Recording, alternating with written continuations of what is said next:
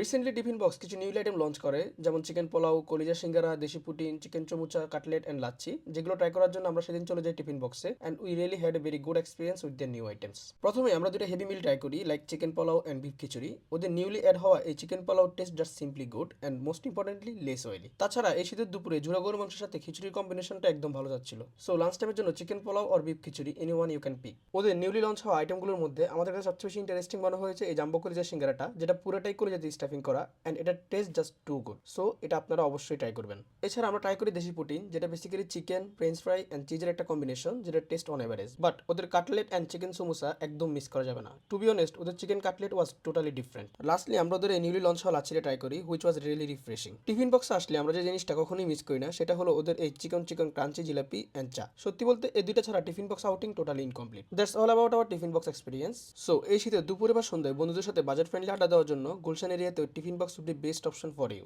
Thank you for watching this video. Do like and follow our page for more updates.